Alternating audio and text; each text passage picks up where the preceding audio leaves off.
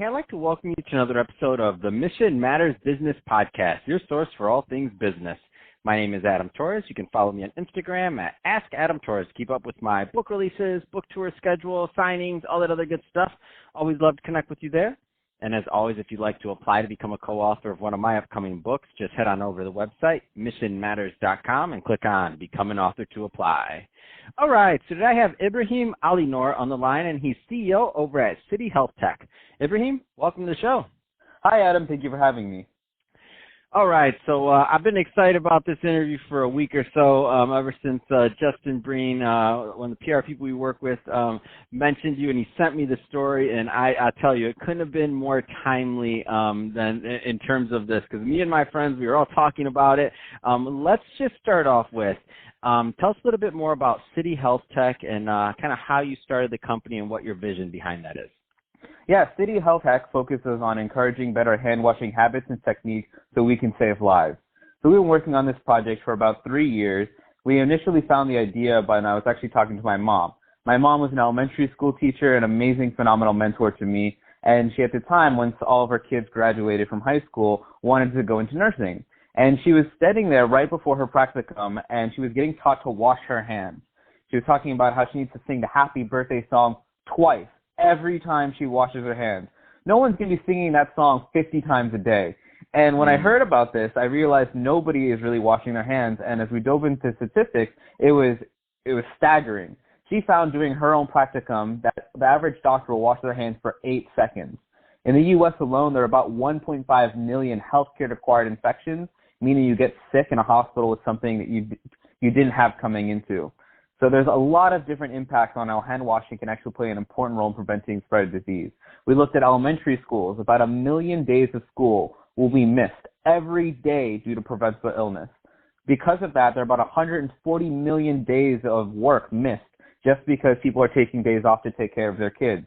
There's about $100 billion lost in U.S. productivity due to preventable illness. It all has staggering impacts.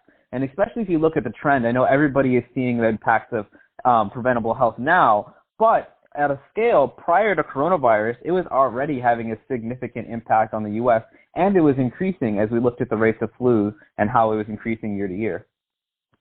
Wow, yeah, and so that's obviously what brought it up for me, as the whole corona pandemic, that what's going on in the world as of this recording. But I love that you bring up like that. Well, number one, you've been doing this for almost 3 years or over 3 years now, so you didn't just come up with this as an answer to what's going on now, number one.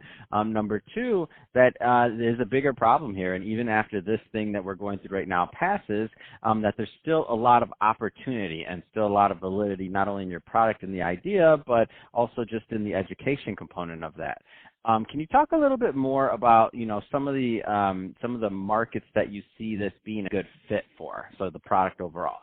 Yeah, if we look at I'll talk about where we were before coronavirus. So before coronavirus, we were working very closely with elementary schools. We were piloting at 5 elementary schools in the Chicago area. And our thinking was that, one, it's an amazing case study because you're able to get rates of attendance, student performance, and actually track hand washing times to see if there's an actual correlation. Something that was really interesting to us is that we found that there was no data on hand washing times. If you think about hand washing research, it actually only came about in the 1980s. So it's a fairly new field, and the way they're actually tracking hand washing compliance in places like hospitals is by hiring someone with a stopwatch to literally watch doctors anonymously. That is the cutting edge technology. So that was a really big inspiration for us, to actually get the academic data, do a finalized research project, take a very scientific approach to this, because at the end of the day, you can actually show that you've actually had this amount of impact on rates of attendance, student performance, grades, and even for some schools, every day, and not many people know this, that a student is missing, they're losing out on $30 to $100 in funding. So there's actually a huge financial impact that rates of attendance have on schools. Even more than that, we wanted to create a cultural mindset. So we worked very closely with their schools on terms of their community health education and focusing on how do we embed this idea that we don't have to get sick. We can prevent illness and actually do things such as washing our hands and coughing into our arms to create a whole next generation in mindset of people who are more aware on their health and education. But overnight with coronavirus, that entire work was done for us. It seems everyone now is paying attention to their social distancing, the surfaces they touch, making sure things are clean, and as we know, washing our hands. I want you to describe, because this is obviously podcast, so not everybody's in front of their computer. Some people are in their car right now, and they're like, all right, these guys are talking about washing their hands. I know that. Describe the product a little bit more, because I think the product is really interesting.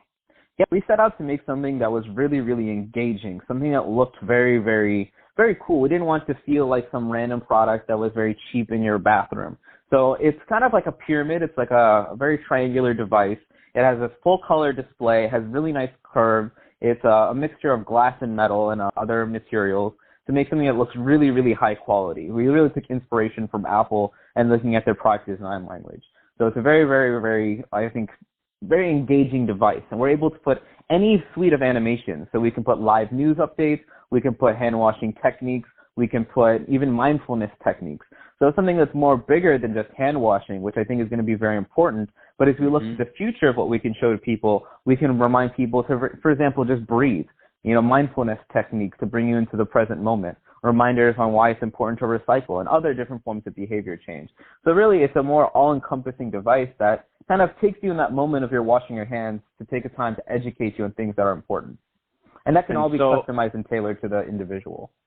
Yeah, I was thinking about that. And so, just thinking of different applications. So if you have a big company maybe and you want them in all your bathrooms there might be company updates or something like that. Can you put maybe their not newsletter proper, but we're going to read, but whatever engaging content you want to put out to your workforce. Now that's a pretty good place to get it. You have their attention for at least 20. It's hard. You're vying for time in their email box, right? So hey, get them while they're washing their hands. I love it. And then if we think about the public spaces, that's also interesting for other things that in a mall or something like that for sales or other things. I mean, I just see endless possibilities to providing valuable content to people, and to at the same time while they're obviously taking in that content, they're washing their hands. So we all win. Yeah, it's a very good win-win solution, which I know I didn't answer your question on what our target markets are ahead of time after the coronavirus, but that's what we're looking for, is being on every sink. If you think about where and all these numerous applications, it really can have a significant impact on different places. So for example, if you're a big business, you own an office building, or you have a ton of employers, you can put things like employee spotlights. You can put things on company updates. So you can really tailor that content to bring people more into the company. So for example, if you take Microsoft has tons and tons of different products out there, and I guarantee most employees don't know about the different solutions that they're providing. So you could obviously have different types of, here's what Microsoft is doing in terms of Microsoft Teams. This is what something really cool is going on in Azure. A lot of different cool things you could be doing to tailor towards your employees while assuring that everybody's washing their hands. Other different markets we're looking at are FDA-regulated facilities. So if you think about restaurants or food facilities or food managers, you're touching food. You want to know that your employees have clean hands, and there have never been a data set to actually show that. So this is going to be really important for employers as they look at how do we make sure our employers are being healthy and clean. Oh, that's great. Other than because normally you just see that sign in the bathroom, right, or something like that. Yeah, please employees be kind. I'm like, no. I'm like, all right, that's great. Can everybody please? Endless jokes on this one, Ibraheem. I don't know why you gave me the spotter. I love it though. So that being said, I know the product is live. I mean, there's a lot of people listening right now, business owners, entrepreneurs, executives, some in decision-making abilities in healthcare and otherwise, a lot of the niches that you named. I mean, what's the best way for people listening to learn more about the product and to connect? They can reach out on our website, cityhealthtech.com. They can purchase a pre-order, and they'll just have some information on things that you're interested in, and we'll be reaching out within the next probably 4 to 6 hours. Fantastic. Well, hey, Ibraheem, been great having you on the show today. Love the work you're doing. Great idea. Thank Mom. Hopefully she listens to this. If you're listening, thank you for having the great idea and for inspiring your son to do great things. So that's awesome. And Ibraheem, seriously, thank you for coming on the show. It's been a pleasure. To the audience, as always, thank you for tuning in. Hope you got a lot of value out of this. If you did, don't forget to subscribe to the podcast. Leave me a review on the Apple iTunes Store. If you're watching this on our YouTube channel, Mission Matters Business, give us a subscribe there, but also leave us some comments on the video. I mean, love to know what kind of projects you're working on and what kind of businesses you have going. Let's keep the conversation going over in the YouTube community. And Ibraheem, thanks again for coming on the show.